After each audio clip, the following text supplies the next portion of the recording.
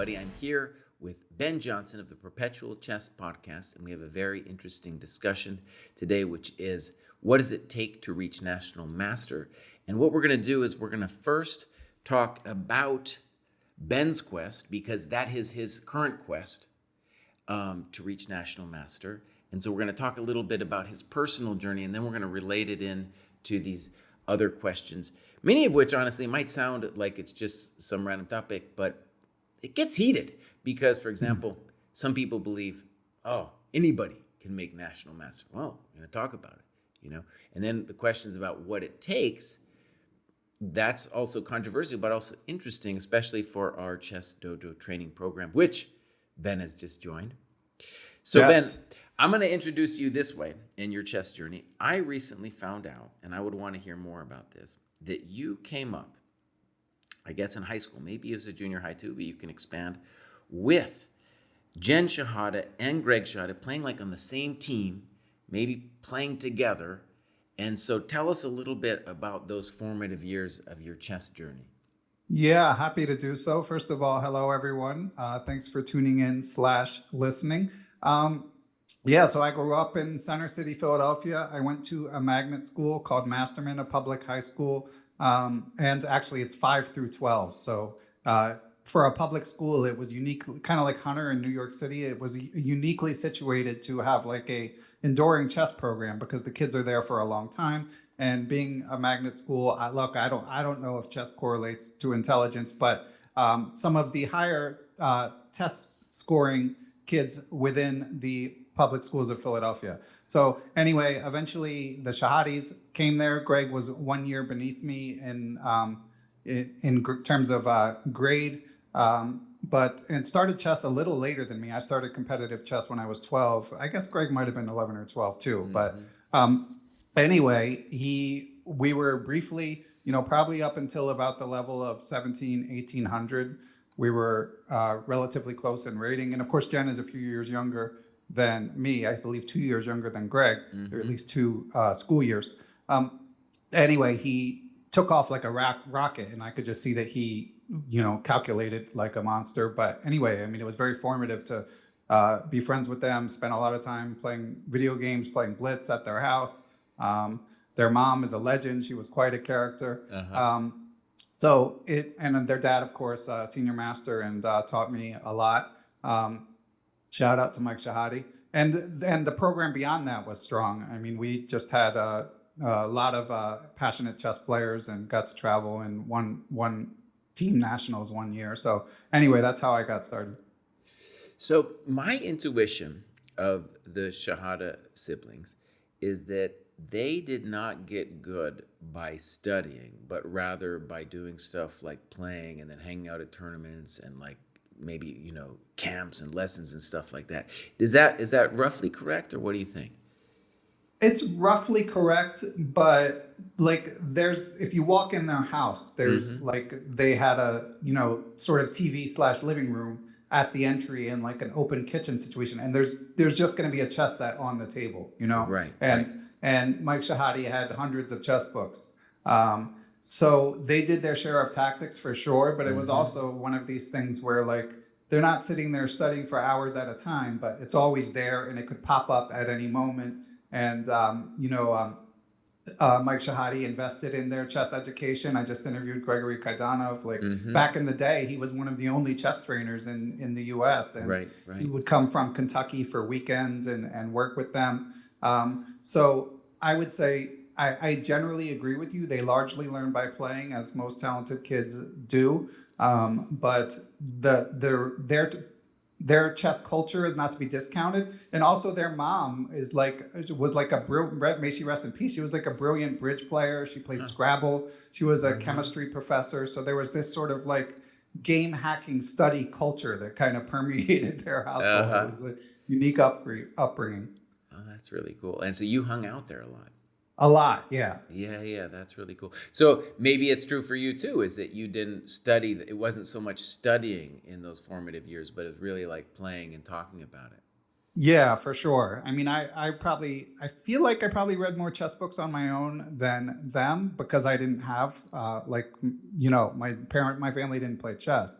So Hmm. in downtime at home, I did read some books, but certainly in looking back, I don't think that was like the primary contributor to whatever improvement I made.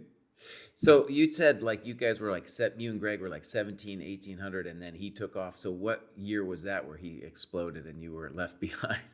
Yeah, I would have to think about it, but by the time I was 13 and he was 12, I was Uh-huh. 14, he was 13, somewhere around there, he was just boom, off to the races. Right. Um, Was that depressing? yeah, but I've always thought that that was a good life lesson Uh-huh. because it taught me like already I'm not gonna, at some point as a kid you realize like I love baseball, I love basketball, but at some point you're aware you're not going to be a professional athlete. Um, and with chess, I was pretty good. I was one of the better kids in this school filled with chess players. But you reach a point where you just say, okay, I mean, this person is more talented than me. And I felt like that's a really important life lesson, like that you're not just going to coast to get somewhere. Mm-hmm. And when I became a professional poker player many years later, I felt like it was especially helpful because I had no illusions that I was like a super genius. It was Uh-huh. more about trying to find the right competition to face. Right. So, which unfortunately is harder to do in chess, but at least my chess background, my chess background helped me game select better in poker. Uh-huh. So also another interesting parallel between you and Greg that you both did that when I guess it was like early 2000s when Texas Hold'em became a big thing. You guys both went in that direction. Yeah, I graduated college in 1999. I'm super old. Yeah. And then Greg had been in New York basically for a couple years already. And I moved to New York once I graduated college from Pomona in California. And Uh-huh. there were already in the round, we had seen rounders. So we had started reading poker books because now we knew Yeah. there was this game where you could make money. Yeah. So by the time the whole card cam and stuff came out, we were like ahead of the curve because we knew a few basics. Yeah. Okay, well let's dial it back a little bit. What was your rating when you finished high school?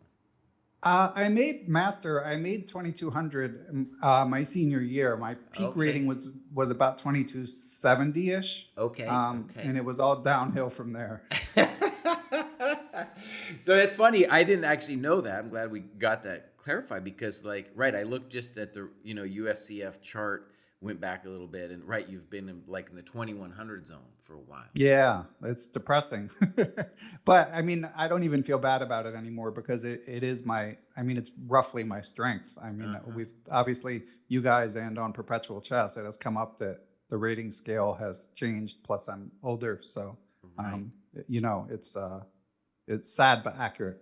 So I'm gonna guess, like, in that period of years, there was vast stretches of time where you weren't really playing. So right, we were talking about. I asked. Oh yeah, years without playing. Yeah. Yeah. So when I was playing poker professionally, and actually this was even true, I taught chess coming out of college. I mean, I actually I had a couple jobs. I worked briefly in the corporate world, Uh huh. but I would play occasionally at the Marshall and stuff like that, and that continued. But I wasn't studying, so Mm-hmm. that was sort of when the decline started. At the time, I didn't really have appreciation for the fact that you can't just show up and play. Yeah. Um, I mean, you can, I was playing for fun. I didn't have any grand ambition. It's just you can't expect to maintain your level. Right. So yeah, it's just been a slow bleed ever since. But certainly there have been years at a time where I didn't play chess. I only really got back into the chess world in like 2015, and because I'm a dad, even in that period, there have been periods where I'm less active in tournament chess and periods where I'm more active. Right. Now my kids are like out of the daycare age, so I likely will be playing tournament chess for the foreseeable future. Right. And you when did you start the Perpetual podcast? 2016, I believe it was. I'm so Right. old, it's hard to keep track, Yeah. That's but yeah, awesome. it's been a while. And so I guess one of the interesting things about your life journey is when you start a perpetual pod like that, which especially is focused on how do you improve at the game, then naturally you have the inclination and will be kind of socially, there'll be peer pressure for you to improve your game as well. Yeah, it's especially the adult improver interviews. When Yeah. I started Perpetual Chess, I envisioned it. I mean, it still is in part, but I was more interested in chess culture. been through the phases of grief for my own chess game already. Uh-huh. Passed through all five of them, but then I'm interviewing people every week, and people are sacrificing so much and working so hard that I just felt like it's like the cliche of like you're a better teacher if you're engaged in the activity. I just feel like I should try as well. So Yeah. so that's a big motivator for sure. And so, one of the interesting things about our discussion today is I feel you are unique in that you've been exposed to maybe the most of all people in the universe of the most different approaches to chess improvement. Like just a plethora of voices coming from all directions of different ways to improve. Yeah, it's been fascinating. I'm consider myself very lucky for sure. It's a lot of fun to pick all these geniuses' brains. And one thing too, we talked a little bit just before the show, I think 2 days ago, is that in some ways it might be a liability to have so many different voices in your head, Yeah, right? for sure. Yeah, I agree. I mean, you've no matter what, no matter what your situation, you've got to filter out the noise and eventually distill things down to your own sort of core beliefs. And I've certainly done that as well. Right. And I try not to like argue with the guests. Yeah. But I've certainly have my own opinions. But on the other hand, it's not like on the one hand, I don't work as hard on my chess as most of especially the adult improvers that I interview. So Hmm. that's part of why I haven't had the improvement. But the other is I want to be clear that like I don't claim, I've decided what works for me, but I don't Uh-huh. claim to have the answers, by Right. any means. Right. Okay. Yeah, we're gonna get into what works for you just in a second too. Um, let's start with a controversial question, but it does pertain. All right. So a lot of people in the Twitter sphere, and even I saw in chat earlier, have the belief that anybody can make master. What's your sense on that question? I think that that's the question. That's like the cutoff where it might be true. Uh-huh. Um, so I think that people have owned in on the right sort of ballpark in terms of what's achievable. Mm-hmm. And I would say if you start as a teenager and you work really hard, it's probably I'm guessing it's true. It might take some people like an ungodly amount of work, and maybe isn't worth it. But I think that that is kind of around where one can get. But if you start as an adult, especially something happens past the age of 30. I'm not a neuroscientist, Mm-hmm. but just anecdotally from interviewing so many people and Right. looking at a lot of rating graphs and stuff, Right. you know, I maybe don't know of any, if anyone does, but anyone who started chess from scratch past the age of 30, I Mm-hmm. can't think of anyone who made it to at least FIDE master. So you certainly are, but people are improving so fast. You see so many stories online that Mm-hmm. people are learning so much faster. It wouldn't surprise me if that changed in the coming years, but I think it'll always be an outlier. Okay. Yeah. So here. Okay. So right. The answer that you're giving is interesting. I just want to put in my own words. Anybody can make master, but the precondition is they had to have spent a good portion of their youth doing it. Yeah, I think if you start at 18, even you're probably fine. It seems like, and again, I'm not saying it's like the best goal in the world. I mean, Yeah. maybe when you're 18, you should be doing other things, Yeah. but you can make it if you start at 18. Yeah. Yeah. Um, yeah. I don't want to spend too much time on this, but I will say I disagree. I've done a lot of coaching of a lot of different levels. Definitely, I have a lot of sympathy with the idea that if you start younger, you're going to have an advantage. And definitely, like for example, I've coached a lot of people from 1800 to 2000. We're talking about USCF here. By the way, for those watching that aren't familiar with the US system, this national master is kind of this golden aura thing that's been around since I was a kid, and that's just 2200 USCF. It's really about 2100 FIDE. But here in the States, it's definitely a big time deal. And just to to show it as a kind of a funny story, I'm teaching James Altucher, and he is a genius at talking to people, kind of selling himself. And one thing he did that's so remarkable is he years ago made Master. He's now trying to make Master again, but he made Master with the explicit intention of being able to tell people who are outside the chess world that he's a master. Because outside the chess world, whether you tell somebody you're a master or a grandmaster, it's all the same. It sounds really awesome, right? So there's this aura about the national master that's especially compelling for everybody, but especially the non-chess world. Yeah, it's a really good insight. I've been lucky enough to interview James a couple times, and yeah, he's spot on. But it's funny because he fell for the trap. I mean, you do keep the national master title Yeah. if your rating falls below 2200, but you don't feel the same. I can Yeah. say from my own experience. Yeah. And yeah, he like dropped the mic when his rating hit 2200 initially, but he got sucked back in, and now he's on the hamster wheel trying to get back up to 2200, which I can definitely relate to. Right. So, anyways, just from my own experience, I'll put it this way. I have coached a number of different people who have reached their plateau. And in general, like when you reach the plateau, the next 100 points are going to be really tough. Really Yep. tough. So I think a lot of people, I've got a lot of emails from people saying things like, Jesse, my rating is 1500. I'm 30 years old and I want to be a grandmaster. I'm like, Yeah. I don't know, boss. I don't know. Now, a lot of those adult improvers haven't actually reached their plateau yet. So, there's still room for growth, and I don't know what your plateau is. But once you reach that plateau, and it's kind of like you can see it statistically in a rating graph.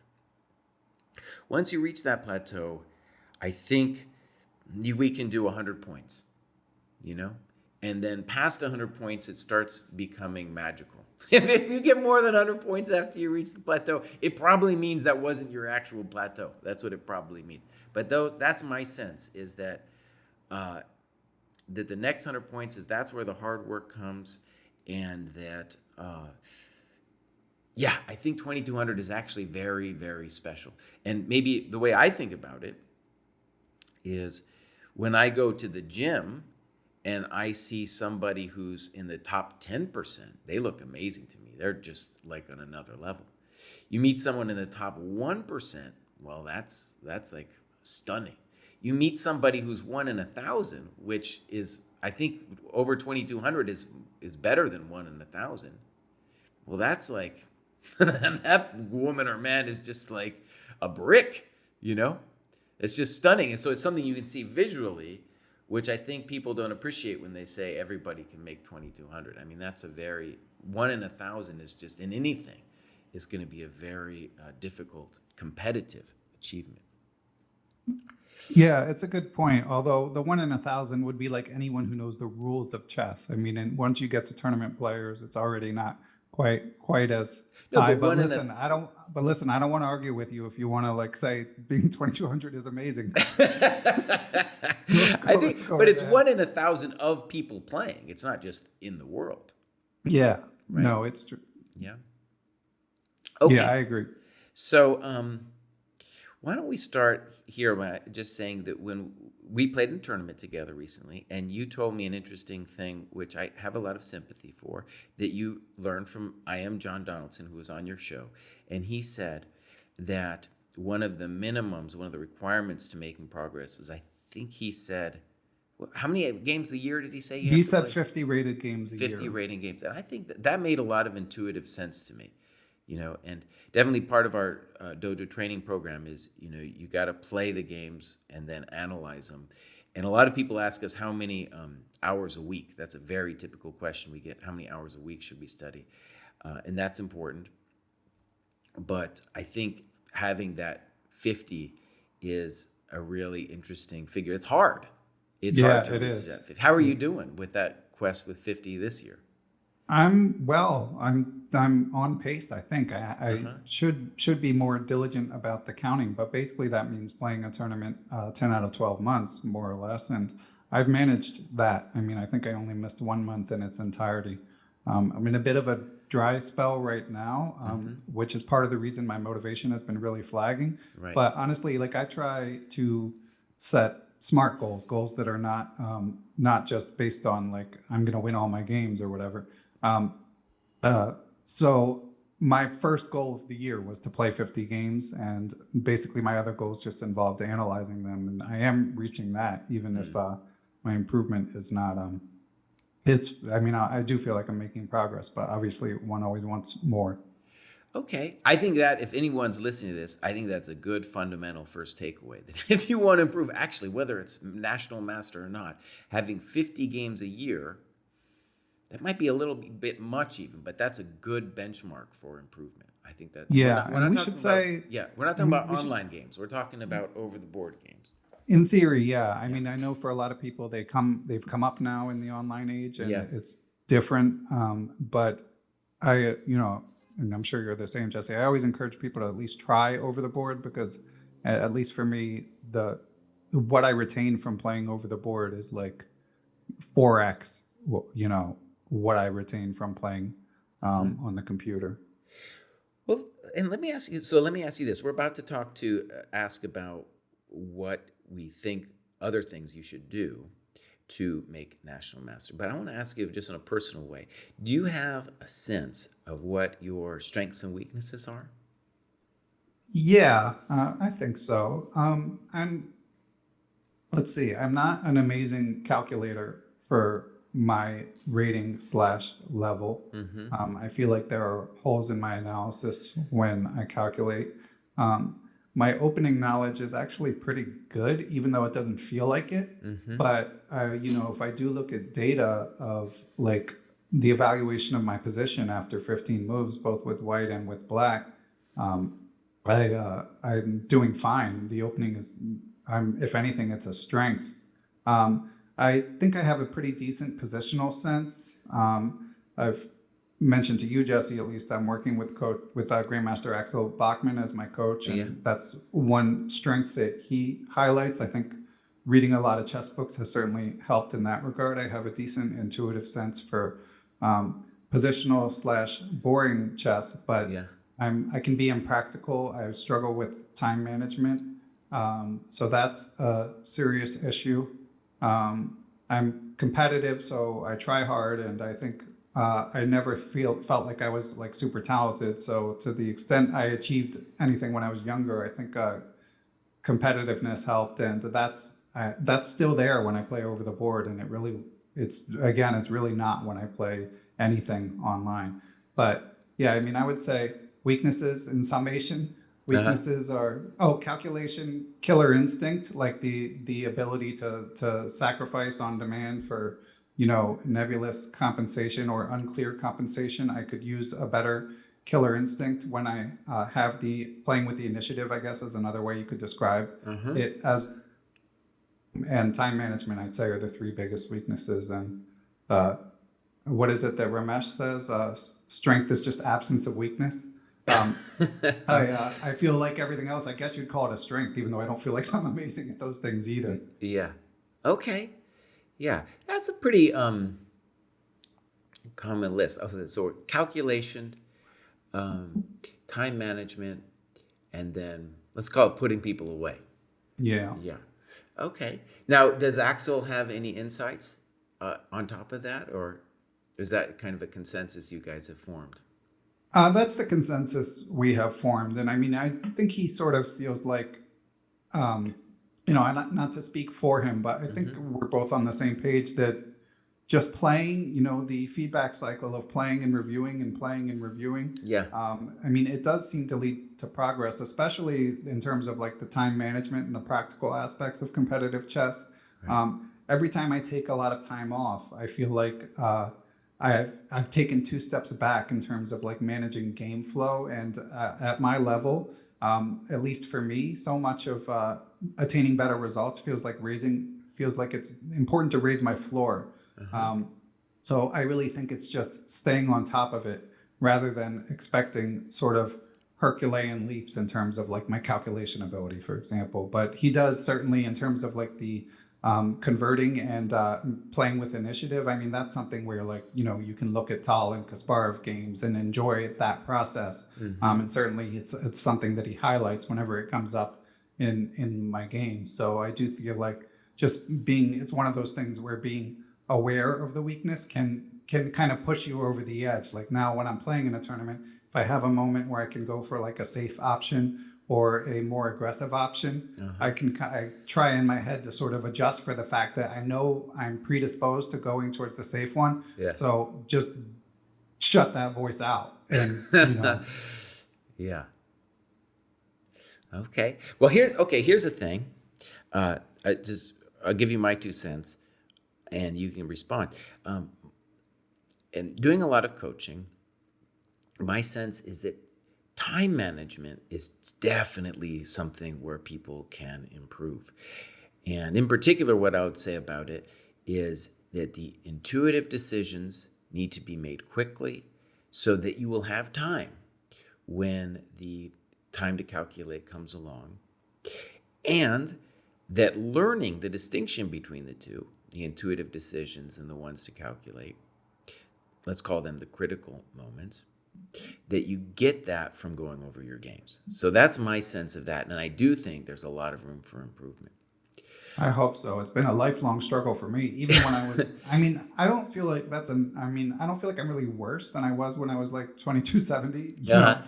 25 years ago. I think it's just that chess has changed.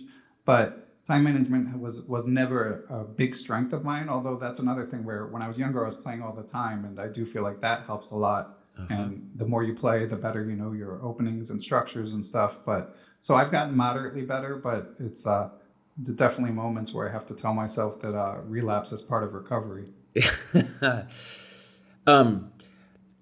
Whereas calculation, I think it's hard. I think it's actually hard to get measurable improvement.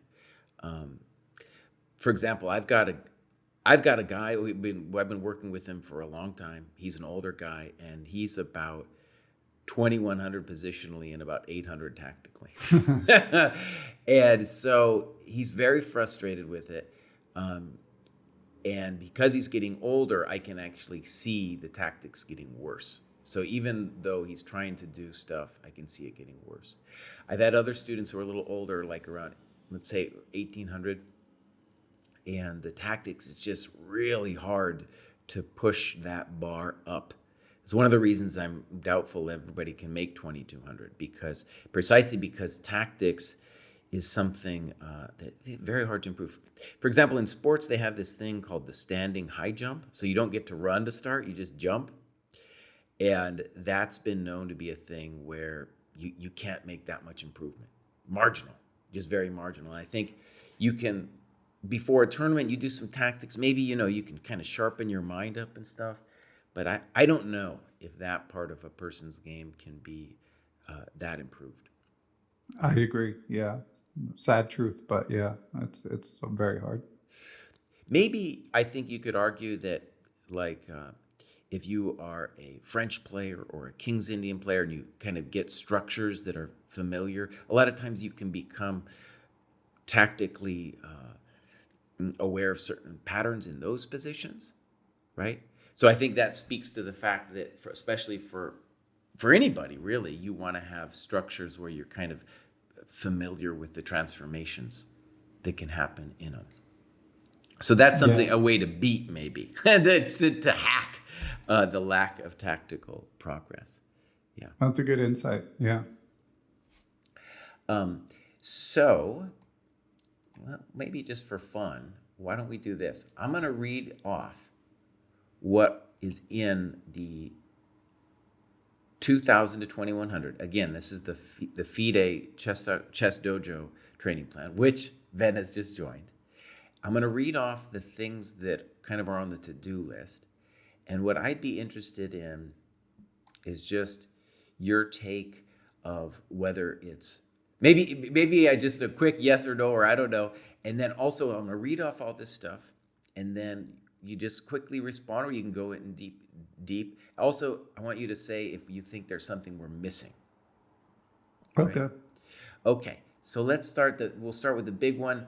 And oh my gosh, we have 80 classical games and some postmortems, but the main thing is 80 classical games that you have to annotate and submit to the database.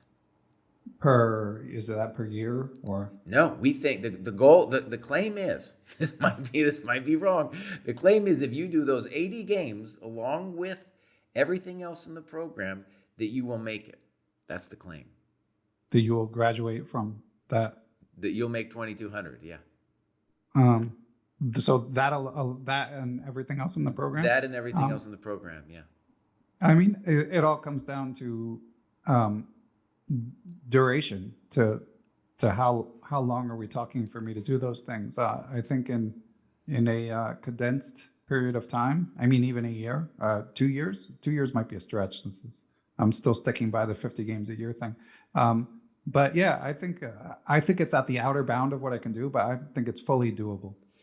Well, it's definitely doable. I mean, the question Yeah. is maybe we need more. I mean, because let's think about it, your perspective. You're doing 50 games a year, and this 80 games, that's about a year and a half. Yeah. Right? Yeah. Right? It's still a lot. Yeah.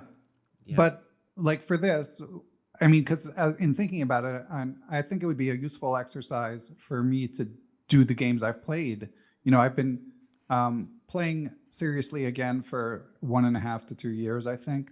I feel like the tournament games I've already played, it would be quite useful. And obviously, I'm going to continue to play, but I'm not going to play 80 rated games in a year. It's just my wife is going to kick me out of the dojo. No, So, no, no. But the 80 wasn't meant to be in a year.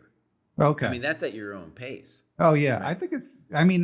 I think I can get there. Like I don't like to, and I always tell this to improvers that I interview. I don't Yeah. like to put like a time deadline Right. if you're following the process. Right. So I would say if I did that over a year and a half, and got to 80 games, I feel like I would be at least halfway there in terms of rating. Right. Now, one thing I'll say about the Dojo training program is really, we're getting a lot of data now. So it's really kind of, this whole thing will evolve. But one cool thing we've started to do is on average, how many points do you gain when you click on a box? Right.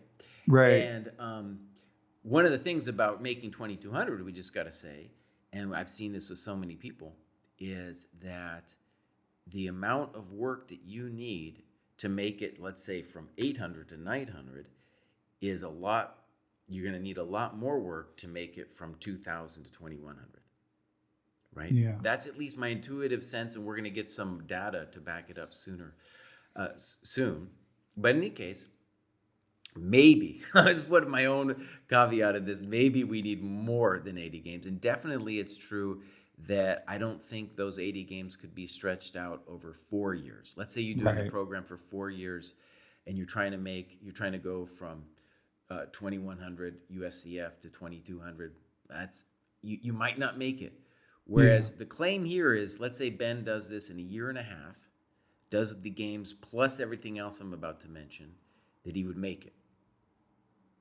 By the way, one of the cool things I want to stress that I would hope would be the case for you and other people trying to reach 2,200 is, in my coaching, I've often had difficulty getting people to be diligent about their game annotations.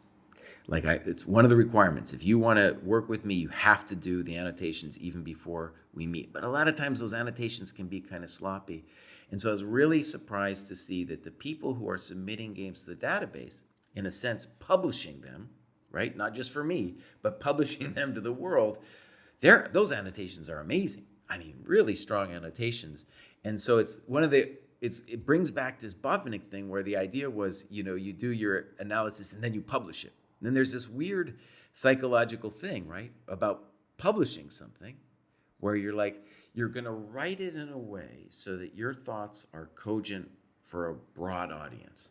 At least that's in the back of your head when you're doing it.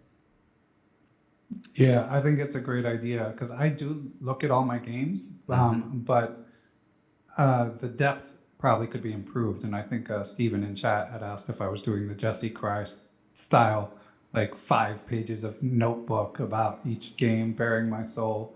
And I don't do a great job of that. I'm playing some rapid just due to efficacy, which is another issue because every time I play game 30 or game 45, I lose rating point. So I tend to gain them when I play classical because I think it's partially because I'm not because of the impracticality and because I'm not a great calculator. Like Magnus was talking about this in the Lex Friedman interview. The slower the game, you can cover up your weaknesses. And I definitely feel that way with classical chess. So I make solid progress in classical chess, but I can't leave my family 10 times a year. More like 5 times a year. Right. So it's when I'm trying to stay sharp by playing rapid that I keep encountering setbacks, and those games I find a hard time analyzing. Another thing I struggle with, excuse me, I'm 45, and I don't know if other people notice this. Jesse, you would be able to speak to this. If I go through a game, even after I play it, this is one big change in aging, is I have trouble remembering what I was thinking at the board. Even if I'm looking at it like that day, next day, and it's not like I'm sitting there twiddling my thumbs during the game. I am calculating and I am thinking, but Axel asked me like, well, did you think about this? Why didn't you do that? Yeah. And 30-40% of the time I'm like, I don't remember. And it's quite humbling. I don't know if Evan in chat or you, Jesse, or anyone else in their 40s and beyond could speak to whether they have similar experiences. Yes, Axel Bachmann is my coach to Man with a Head of Dog. So one thing I'll say about that is if you do it on a notebook with a real board, your mind will not be on the computer. And one thing about Kahneman that I'm really appreciating, I'm reading this book again. I kind of skimmed it before. I didn't really appreciate it, but the Thinking Fast and Slow is to do something like reconstruct your thoughts. That's going to be a system 2 operation, my friend. It's going to be like, whether your memory is good or not, you really want to get in there and be like, okay, this is where I was going. And a lot of times it isn't like some deep variation that you have to remember, but just like, what was my intuition? And just trying to write it down. Like, what was my intuition? This was my intuition, right? And that's not going to happen like right now. If you ask me to put up a board in front of me and had me do some deep thoughts, man, I got Twitter over here. I got the chat over here, man. I got all kinds of things going on, man.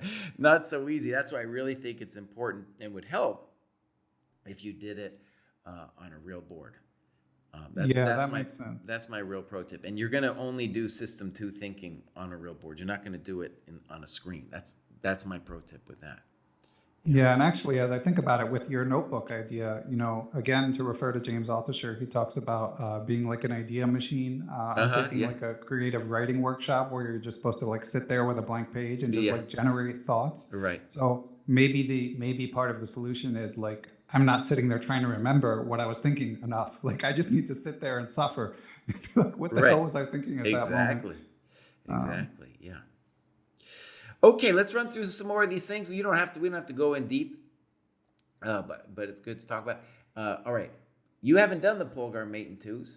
I don't know if I haven't. That would be good for me because another thing about what you were saying about calculation is like, again, I interviewed Ramesh fairly recently. His new book is fantastic, but I mean, he's training Pragananda and young, super ambitious players. Right. And when I look at that book, it's just tough. And then you hear Magnus talking about how a strength that's never been his strength, and a strength of his is simple tactics, what he calls, or shorter calculation. And I do feel like as you get older, it's more doable. You're never just going to be like you on the Puzzle Rush leaderboard, but you can get better. Like at mate to 2 to 4, there's no like mental constraint to me visualizing a few moves ahead. The board doesn't get too foggy. Yeah. Anyways, I did a vid recently called The Book That Helped Me Make GM, and I think one way that the mate in 2s are different than other problems is that it really gets all the patterns directly in front of your head, imprints them on your head, so then you're ready to go. Okay, next one. How do you haven't done the Puzzle Rush stuff?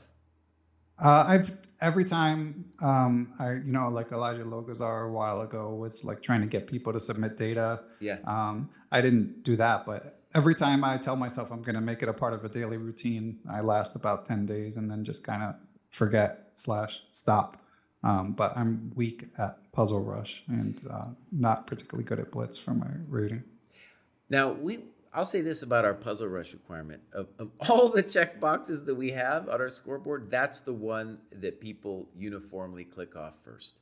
And Yeah, that's not so, me. I don't love it. I yeah, think it's partially because it like calls to mind my shortcomings too much. maybe. I also think though that it's one of these things that in the training program, one of the things that I think is powerful about it is for the most part you're doing stuff that is system two thinking. Like you're going to do some deep thinking.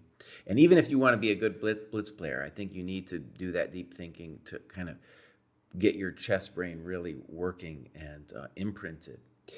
And the puzzle rush is actually something where you can use it as a distraction to your daily life. It's not something where you have to like really go deep. It's like blitz or puzzle rush where you just can kind of sit there and check out for a while like a video game.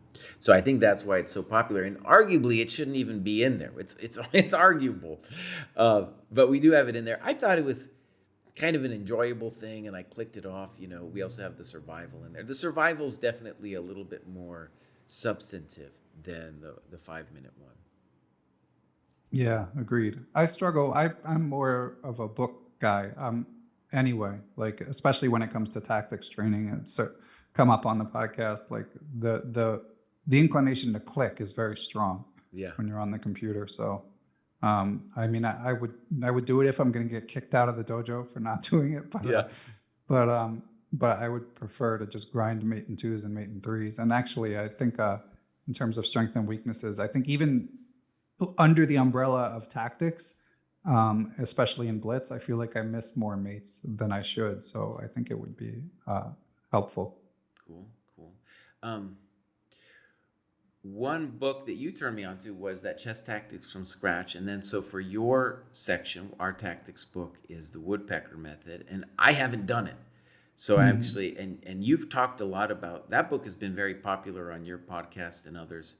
And did you do it once or twice? No, I didn't even complete it. Oh, okay. But I did the first two sections. The advanced section got fairly hard, and I got mildly frustrated with the soft fail type answers. Like Mm, I didn't consider it a perfect tactics book towards the end, but the uh-huh. first two parts I really like. So that's where I am with it. I would do it again, um, but. Um, but I don't think there's anything magic about that book in particular. I mean, it's a good book, Mm-hmm. but it's more about the method and the repetition and the measuring than that exact book. Right. I think I'll read it at some point. I actually enjoy doing puzzles. It just I Yeah, don't know. I enjoy doing puzzles, so I'll check it out at I some would too if I was a grandmaster, Jesse.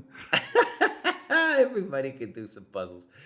All right, then we got the sparring position. I think we just have one listed, and I think we should probably add more, especially for this thing. It's a really cool idea just to throw you into a wild position with somebody, and then you got to beat them, you know. Yeah. And I this is mean, the that's one, I don't yeah know. That's one where I may push back a little bit just yeah because, like, for us working adults, yeah like, every moment is precious, you know? yeah So every moment that you choose to study chess, you just, I'm always thinking, is this like the highest and best use of this moment, you yeah know? And I'm just not sure, again, because I prefer OTB uh-huh. play, the idea of like online sparring games, I'm not totally sold that that's the best use of Okay, my chess study time. that's fair.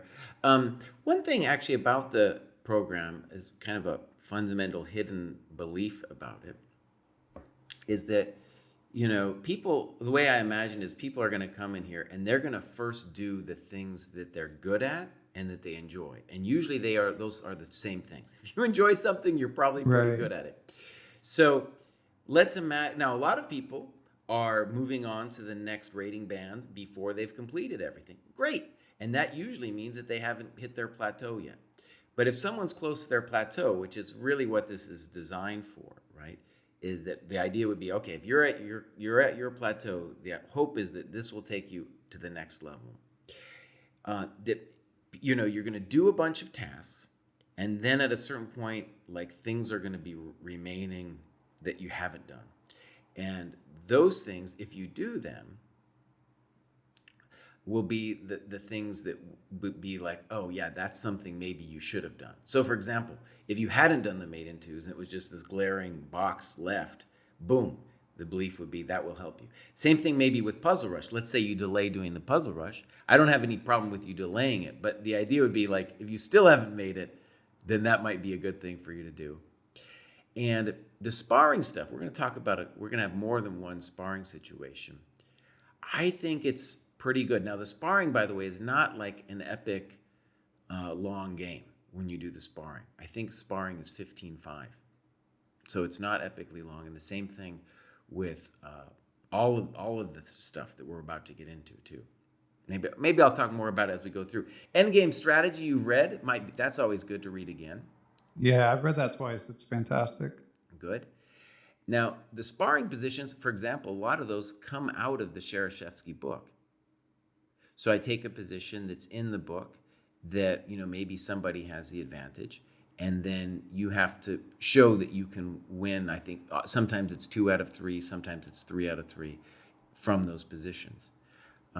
And those ones are also not epically long games. And yeah, so first of all, I share a prejudice with you. I do not want to play like long over the board games online. Just not something I want to do. If I did, maybe Kosi would turn me on. He's got this new board, this new DGT board, And so wow. he could like play, and then somehow it's going to go online at the same time. If I was going to do it, that would be like, if I was going to do a long game, that's what I'd do. However, this other stuff, which is, a quicker time control, makes a lot more sense. So, for example, we got the sparring positions, we got endgame algorithms, for example, from a winning position in the rook and bishop versus rook to be able to win that thing several times in a row, for example. And then the real thing I'm sure would help you, Ben. I'm sure would help you. And you would have to do this. I guess you could set this up to do it in person, but it would definitely help you is the rook endgame progression. I definitely believe of all the things, like hour for hour, if you're talking about efficacy, that trying to win the rook endgame progression against people in your cohort, that would be what you need most. Rook endings, I believe it. I feel like that's another, I'm not terrible at them, even though I'm not like, I'm not a grind 100 endgames you must know, let alone Dvoretsky manual guy, although I'm sure it would be good for me. Yeah. But I think I have a decent practical sense for rook endgames because of, I don't know, and it's another sort of, it strikes me as more of a system to skill. Absolutely. Yeah. It's almost like a different game. Like chess has rules, but then the rook endgame has its own special rules. And I think especially where you're at, where you're going to be playing a lot of kids, they're terrible. Man, am I ever. They're terrible. That's their No, fatal and weakness. I've noticed. And that's another thing that playing gets me better at is just the practical aspects of like where to lead the game against your opponent. And one cool thing about, say, the rook endgames is if you get skill in it, first you're just going to have confidence, but like, okay, this is going to the endgame, no problem, I feel good about it. Whereas like Altucher never gets to an endgame because he's always doing some crazy tactical thing, blowing up the position first. Where if you just have the confidence to go into it, it's not just a skill, but it's like, okay, I'm okay with this happening, right? Yeah. And maybe, I mean, if I'm not your coach, but maybe an approach for you is even to focus on being boring. Maybe you want to be boring. Maybe you want to just like slip out of the opening and head for these quiet positions where you can have positional skill and then maybe crush somebody in a longer game. Yeah, I think, Axel would probably agree with you there. But it's an interesting dichotomy because while that's true, I still need to improve my dynamic play. Like you can't just hide. You can't tailor your whole game to avoid dynamic chess, Yeah. So it's like the push and pull of like, yes, I would at the margins prefer to play an endgame against a kid or prefer to play a quieter position, but I need to improve at the more dynamic positions. And to that point, I know that you have not read the main book of the cohort, which is the Talbot Vinnick 1960. And there is consensus, Ben, that is the greatest chess book of all time. And there it is sitting there in your cohort. Amazing. Yeah, and it's got to be the most like the biggest omission from like my chess canon. I can't think of anything else on that level. I think most of the other most famous chess books I've read. Um, Yeah, and I think, obviously you could use that in one of your own podcasts just to talk about that book. But yeah, for sure. I think a great way for you to combine study, then also using it for the podcast, would just be to get on a Zoom call with Altitude or any of these other guys. Evan Rosenberg, he's also in your cohort. He's in the chat, I think. Yeah, he said he'll Get, send me the cliff notes, so yeah, we're all set. get in a call with those guys, and then amazing to go over those games, because uh, the beauty of the annotations, plus like challenging yourself with trying to understand what's going on behind the position. Fantastic, fantastic. Um, then also, yeah, this I really like the books for this cohort. Road to Chess Improvement by Yermolinsky. What's cool about that book is it gives you a framework, I think, for like, okay, here it is. I am studying my own games, and I believe that is the basis. Like all this other stuff, Kraai's talking at me, that's cool. That's great. But the basis is me going over these games, doing the annotations right, and then as a plus, you get to go over it with a coach. Right? Yeah, it, it's a great book. Big Yermo fan.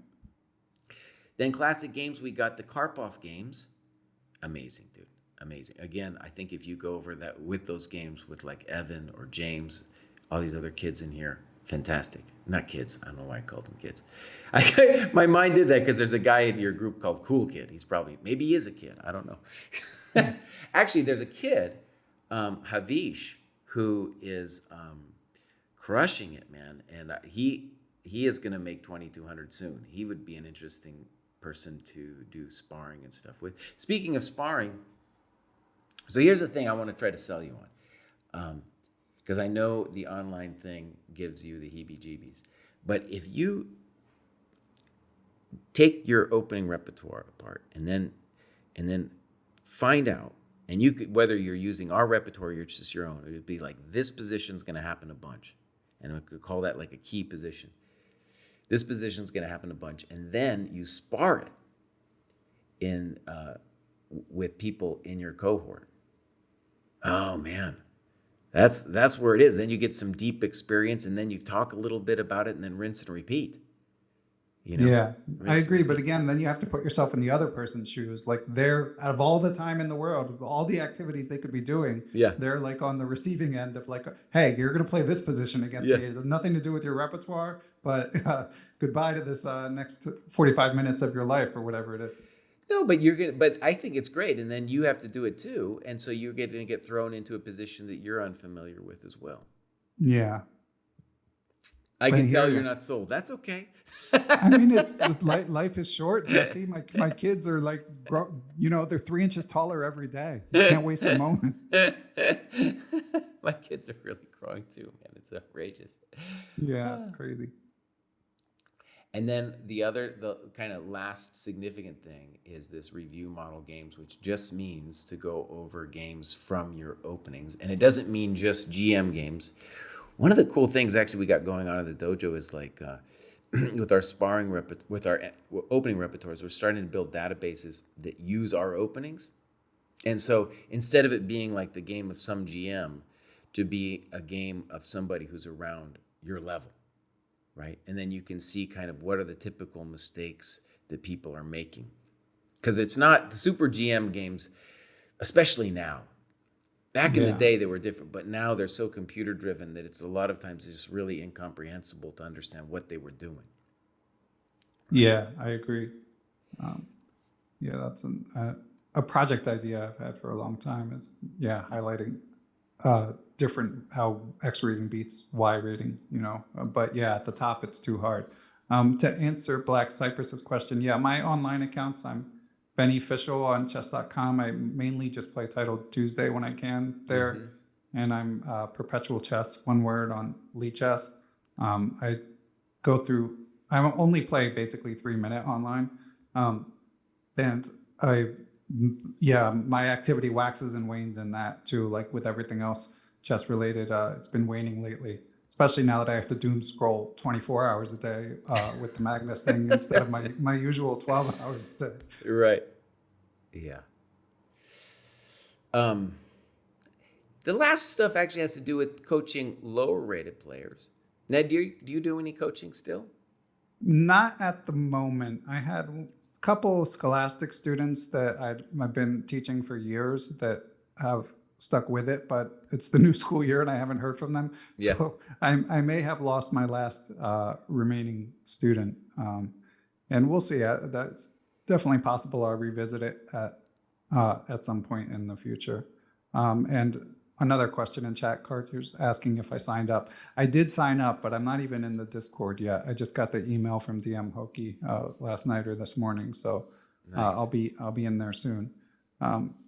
Anyway, as you were saying, Jesse. So let me ask you this: do you think, in terms of your own chess improvement, that it's important to coach or teach people that are lower rated than you? Yeah, that's the Altucher +1 equals -1. I'm not 100% sold, I have to say. Okay, that's fine. Yeah. And it's another ROI thing, like, because there have been moments where I'm teaching some of my stronger students where like you're teaching the Lucina position or something and you're like, man, I should be able to explain this better, but still the amount of time it takes for me to prep that properly, Right. and Lucina may not be the best example, like that one I can probably handle, but whatever position it may be, the amount of time it takes for me to be able to explain something, yes, it increases my understanding, but again, is that a better use than just studying tactics? Would have been for that period. I'm not 100% convinced, but I'm open to it. I mean, James is certainly an accomplished guy, and I know that you are an advocate as well, Jesse. Of the plus minus equal, absolutely. Yeah. Okay. Well, so that is it. That's like all the boxes. There's a lot of boxes in there. Do you think? And you could answer this maybe now or after you've done it for a couple months. But do you think there's something in there that we don't have that should be in there? Let me think. Is physical fitness in there at all? That's a good question. Yeah. Well, okay. Here's one of the things that a kind of question that's pertains to the physical fitness, right? So one of the things that it's part of this question, what does it take to make national master, is it going to be different for different people? That's one take. I have my answer to that. And is it also going to be different for different age groups? Like, should you be doing different things for different ages? That's another one. And then the reason I bring those up is because, for my sense, I think it's the same in terms of what you need to do for 8 different ages, and maybe people with different skill sets, right? Like you could say, oh, I'm good at tactics, so I should do this, or I'm good at this, so I should do this. So I think it's still the same, but fitness, oh man, it changes dramatically. I just turned 50, buddy. I'm dying. My shoulder's all messed up. Dude, I don't know, my man. You're ankle's looking all good, messed Jesse. up. You're pretty fit. I'd sign up for that at 50. But I tell you, the fitness is dramatic. So I'm going to say the fitness is the one thing where I think it's different for different kinds of people. And the older you get, the more significant it becomes. I was at that senior open, and I could just tell, like, my competition they were dying, dude. Their bodies were truly falling apart. And it just hurts. The older you get, the more it's going to be a factor. So that's my take on it. Yeah, and the reason I asked is just because when I play these classical tournaments, endurance is clearly so important. Right. To the extent I can, I think we talked about this in Maryland when I saw you IRL, Jesse. Yeah. To the extent I can, I'm trying not to play 2 games in a day when possible. Right. So sometimes that means taking buys, but meanwhile, it's not so easy to get away. So you feel kind of silly, like, putting this responsibility on your significant other or whatever it might be, carving out this time, setting aside professional responsibilities, and then you're there and you're like chilling in the hotel room, But on the other hand, like it's hard. So that's why, I exercise anyway, but one could always do better. And I do think it's especially, again, as you get older, I think it's really important in terms of like achieving OTB improvement. Right. And just to put a kind of scientific spin on it, I guess what I'd say is like Kahneman basically says, there's a capacity that everybody has for how much system two thinking they can do. At a certain point, though, it's going to shut off. Yeah. It's going to shut off, dude. And there's a variety of reasons it can shut off, too. Distraction's one of the big ones. Like if you have a loud noise going on or anything else that happens to distract you, your system two will just be much more likely to shut down. And I can say, and you've had the experience too, you play a long round one game and then you go immediately into a round two. What's going to happen is when it's time to really think deeply, your mind's going to be like, screw it, this move looks good enough. Right? That's what your mind's going to do. And your mind will feel good about it too. Just be like, God, it looks all right, And that kind of laziness is deadly to chess. And you can tell yourself, I'm not going to be lazy. But if you're totally exhausted, forget about it. You're going to make the lazy decision anyway, which will then create bad habits for you going forward. So absolutely fitness. And it would be an interesting thing. And maybe there might be some way to build it in.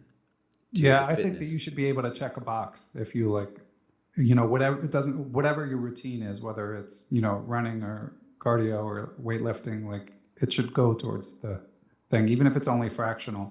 So how would it like what X amount of activity a week or something like that? Or yeah, like I don't know. People say do cardio. I mean, people have different methods sure, of what they do. So I don't want to step out of my lane too far, but some way of incorporating. Like, did you exercise 3 times a week? Just keep it. And that could even include like a 45-minute walk. And then, people in the chat are still talking about the mic. I double checked. I mean, it says it's the Shure mic that's inputting. I apologize for any tech issues. Huh. Okay. All right. Well, that was kind of interesting. One thing that's fun to think about too is this bet that Neil Bruce made. Because since you're wearing a shirt, I was thinking about it.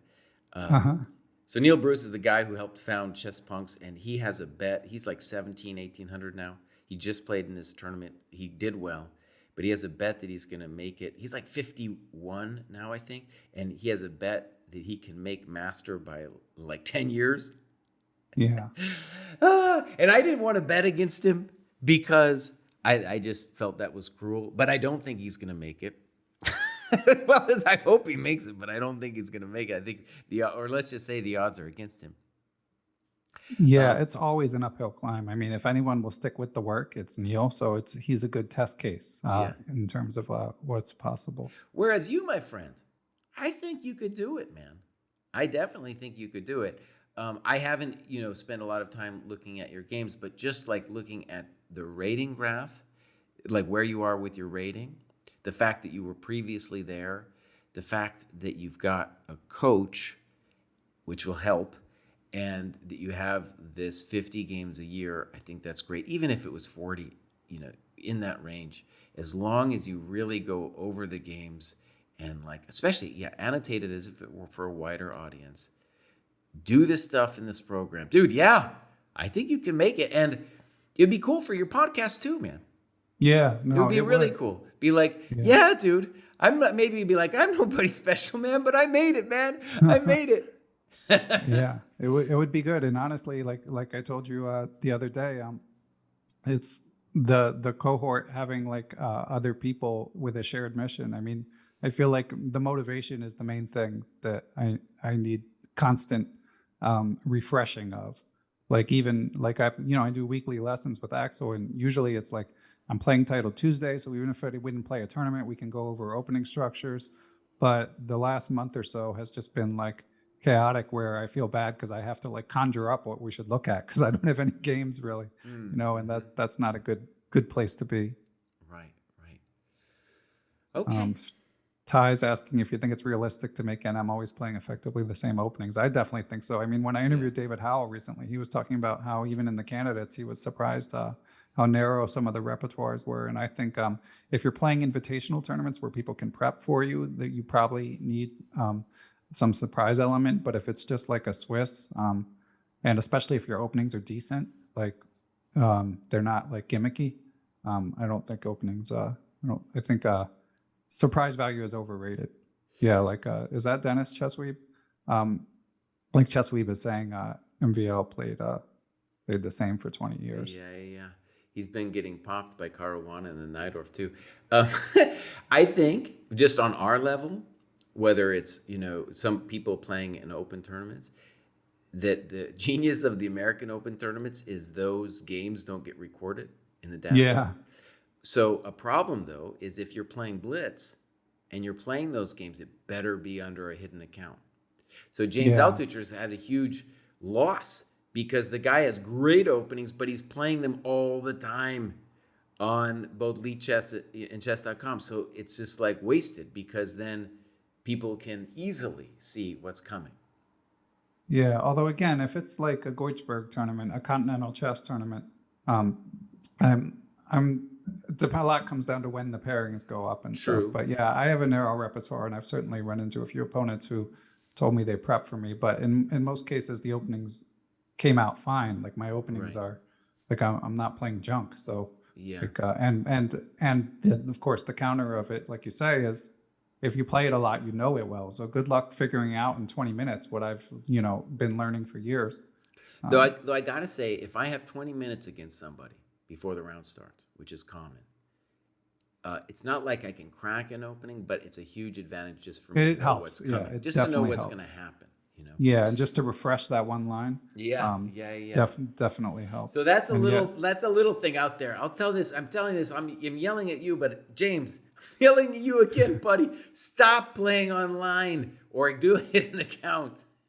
Yeah, it's rough these days. I mean, but now for me, it's like even if I switch, like it's all there. I'm not gonna I'm in too deep, Yeah. Like I know the openings. I know I can workshop a few surprises here and there. But let's say my repertoire is gonna be my repertoire. Let's say you stopped playing online or did a hidden account. What would happen, I guarantee, is your openings would slowly. They will go through an evolution. Like maybe your openings won't change dramatically, but the lines the sub variations and everything would end up changing. Yeah, that makes sense. That's a good point. So you would end up growing into a darker thing for them to try to imagine what's going to hit them with. Yeah. Okay, dude, that was great. All right, Jesse, I got to plug a few things. All right, plug a few things. Very important. Yeah, all right. Number one, obviously, Perpetual Chess Podcast. Great interviews with both adult amateurs like myself, striving to get better every day in the struggle. And with Grandmasters, the new episode with Kaidanov is out. He's amazing treasure trove of stories and information. And although lately I can't keep up with the news flow, which is something I have to think about in terms of how I release episodes. But number two, more importantly, because I know it's like 90 minutes or whatever, often it's a big commitment. But more importantly, I started a new chess newsletter, which I'm calling the Perpetual Chess Link Fest, which is basically just every Friday I'm going to send out all the best chess content I mostly read, but occasionally like a YouTube video or other podcast. So basically it's just a collection of links without a lot of prose that I'm going to send out once a week. So because obviously the information fire hose is relentless and I kind of have to keep up with it anyway. It's free. So I'll track down a link and see if I can drop it in, but would appreciate anyone interested signing up for that. Yeah, while he's doing that, what I will say is, if you didn't know already, Ben Johnson, our guest, kind of invented the chess podcast. He might be modest in saying it, but it is true. And so his podcast has become like the number one place where the top players go, top trainers go, top chess improvers go. And I have not listened to every single one of them, but I think it's impossible to. So you can go in there, you can spend a lifetime in there with all these past episodes, and you can kind of search out which episodes you're most interested in. Everybody you might be interested in listening to is on his show. Yeah, and you can hit me up on Twitter if you're interested in a certain topic. I also have a page on the website where they're roughly sorted by topic, but yeah, if you're just coming in now, good luck catching up. But we talk chess business, chess history, chess improvement. And my favorite are the stories. How do I get someone to sneak this link in the chat, Jesse? You could send it to me on Twitter. Cartier's got it. Thank you, Cartier. Great. Nice. Excellent. Well, thanks for tuning in, everyone. Yeah, we will see 80 games. I mean, I do think, Jesse, if I could do 80 games in a year and a half, if I can maintain this pace, again, I don't know if right now I'm 21-20, especially considering that some of those games would probably be rapid. I think at minimum I could be at 21-60 within 80 games. And I think if I did 160 over 3 years, I feel like I have decent to good chances of getting back to 2200. Now, let me just say something interesting about that, actually. For our system, rapid doesn't count. Oh, interesting. Rapid doesn't count. You got to tell the USCF. No, but our check boxes. For us, that's just a fun thing. You want to have fun with the rapid, fine, but it doesn't count. And we're talking about like game 30, game 45. Maybe I'm using the wrong That doesn't count. term. Yeah, that's not a classical game. That's a rapid game. Okay. Wow. So, now, by the way, like that 80 games, it doesn't have to happen in a year and a half or whatever. But like, I'm sure too, John Donaldson was not talking about rapid games when he said 50. I'm pretty sure that I know that guy well enough. It's not talking about 50 That's a good rapid point. games, right?